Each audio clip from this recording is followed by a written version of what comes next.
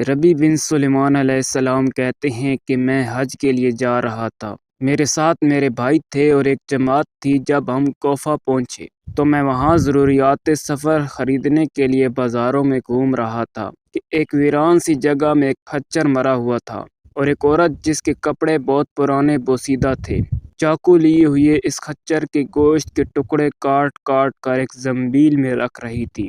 مجھے یہ خیال ہوا کہ یہ مردار گوشت لے جا رہی ہے، اس پر سخاوت کرنا ہرگز نہ چاہیے۔ عجب نہیں یہ کوئی بہاڑی عورت ہے، یہی پکا کر لوگوں کو کھلا دے گی۔ میں چپکے سے اس کے پیچھے ہو لیا اس طرح کہ وہ مجھے نہ دیکھ۔ وہ عورت ایک بڑے مکان میں پہنچی جس کا دروازہ بھی اونچا تھا۔ اس نے جا کر دروازہ کھٹکھٹایا۔ اندر سے آواز آئی، کون ہے؟ اس نے کہا، میں وہی بدحال ہوں۔ دروازہ کھولا گیا اور اس میں سے 4 لڑکیاں آئیں جن کے چہرے سے بدحالی اور مصیبت کے آثار ظاہر ہو رہے تھے۔ وہ عورت اندر گئی اور وہ زنبیل ان لڑکیوں کے سامنے رکھ دی۔ میں کوڑوں کی درزوں سے جھانک رہا تھا۔ میں نے دیکھا اندر سے گھر بالکل برباد خالی تھا۔ اس عورت نے روتے ہوئے لڑکیوں کو آواز دی کہ لو اس کو پکا لو اور اللہ کا شکر ادا کرو۔ وہ لڑکیاں اس کو کاٹ کاٹ کر آگ پر بھوننے لگیں۔ مجھے بہت افسوس ہوا۔ میں نے باہر سے آواز دی کہ اے اللہ کی بندی، اللہ کے واسطے اس کو نہ کھا۔ وہ کہنے لگی، تو کون ہے؟ میں نے کہا، میں ایک پردیسی آدمی ہوں۔ اس نے کہا، اے پردیسی، تو ہم سے کیا چاہتا ہے؟ ہم خود ہی مقدر کے قیدی ہیں۔ 3 سال سے ہمارا نہ کوئی معین نہ مددگار۔ تو ہم سے کیا چاہتا ہے؟ میں نے کہا، مجوسیوں کے ایک فرقہ کے سوا مردار کا کھانا کسی مذہب میں جائز نہیں۔ وہ کہنے لگی، ہم خاندان نبوت کے شریف سید ہیں۔ ان لڑکیوں کا باپ بڑا شریف تھا۔ وہ اپنے ہی جیسوں سے ان کا نکاح کرنا چاہتا تھا۔ اس کی نوبت نہ آئی، اس کا انتقال ہو گیا۔ جو ترکہ اس نے چھوڑا تھا وہ ختم ہو گیا۔ ہمیں معلوم ہے کہ مردار کھانا جائز نہیں، لیکن اس ترار میں جائز ہو جاتا ہے۔ ہمارا 4 دن کا فاقہ ہے۔ ربی کہتے ہیں کہ ان حالات سن کر مجھے رونا آ گیا اور میں روتا ہوا دل بے چین وہاں سے واپس ہوا اور میں نے اپنے بھائی سے آ کر کہا، میرا ارادہ تو حج کا نہیں رہا۔ اس نے مجھے بہت سمجھایا، حج کے فضائل بتائے کہ حاجی اس ایسی حالت میں لوٹتا ہے کہ اس پر کوئی گناہ نہیں رہتا وغیرہ وغیرہ۔ میں نے کہا، بس لمبی چوڑی باتیں نہ کرو۔ یہ کہہ کر میں نے اپنے کپڑے اور آرام کی چادریں اور سامان میرے پاس تھا وہ سب لیا اور نقد 600 درہم تھے وہ لیے اور ان میں سے 100 درہم کا آٹا خریدا اور 100 درہم کا کپڑا خریدا اور باقی درہم جو بچے وہ آٹے میں چھپا کر اس بڑھیا کے گھر پہنچا اور یہ سب سامان اور آٹا وغیرہ اس کو دے دیا۔ اس عورت نے اللہ کا شکر ادا کیا اور کہنے لگی، اے ابن سلیمان، اللہ تعالیٰ تیرے اگلے پچھلے سب گناہ معاف کرے اور تجھے حج کا ثواب عطا کرے اور اپنی جنت میں تجھے جگہ عطا فرمائے اور ایسا بدل عطا فرمائے تجھے بھی ظاہر ہو جائے۔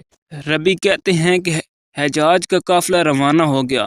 میں کوفہ میں ہی پڑا رہا کہ سب حج سے فارغ ہو کر لوٹ بھی آئے۔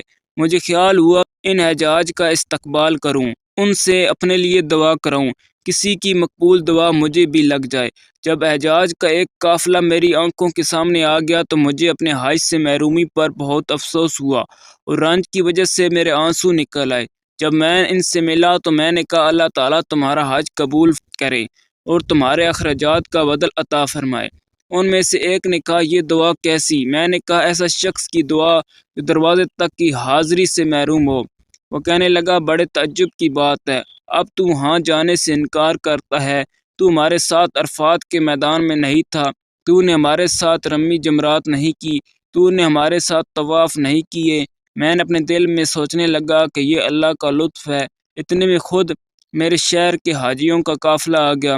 میں نے کہا، حق تعالیٰ تمہارا حج قبول فرمائے۔ وہ بھی یہی کہنے لگے کہ تو ہمارے ساتھ عرفات پر نہیں تھا یا رمی جمرات نہیں کی، اب انکار کرتا ہے۔ ان میں سے ایک شخص آگے بڑھا اور کہنے لگا کہ بھائی، اب انکار کیوں کرتے ہو؟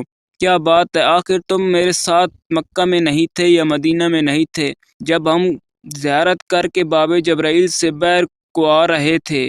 اس وقت آزادم کی کثرت کی وجہ سے تم نے یہ تھیلی میرے پاس امانت رکھوائی تھی جس کی مہر پر لکھا ہوا تھا، جو ہم سے معاملہ کرتا ہے نفع کماتا ہے۔ یہ تمہاری تھیلی واپس ہے۔ ربی رحمۃ اللہ علیہ کہتے ہیں، واللہ میں نے اس تھیلی کو کبھی اس سے پہلے دیکھا ہی نہیں تھا۔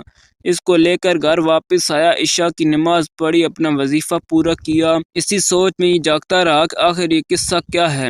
اس میں میری آنکھ لگ گئی تو میں نے حضور اقدس صلی اللہ علیہ وآلہ وسلم کی خواب میں زیارت کی۔ میں نے حضور صلی اللہ علیہ وآلہ وسلم کو سلام کیا اور ہاتھ چومے۔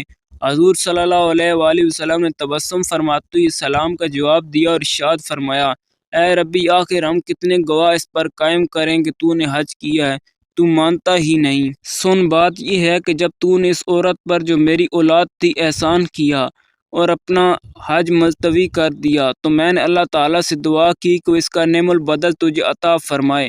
تو اللہ تعالیٰ نے ایک فرشتہ تیری صورت کا بنا کر اس کو حکم فرما دیا کہ وہ قیامت تک ہر سال تیری طرف سے حج کیا کرے، اور دنیا میں تجھے یہ عوض دیا کہ 600 درہم کے بدلے 600 دینار اشرفیاں عطا کیں۔ تو اپنی آنکھ کو ٹھنڈی رکھ۔ ربی کہتے ہیں جب میں سو کر اٹھا اور اس تھیلی کو کھولا تو اس میں 600 اشرفیاں تھیں۔ میں امید کرتا ہوں آج کی یہ ویڈیو آپ کو اچھی لگی ہوگی۔ مزید اس طرح کی ویڈیوز دیکھنے کے لیے ہمارا چینل سبسکرائب کریں، ویڈیو کو لائک کریں اور ثواب کی نیت سے ویڈیو کو شیئر کریں۔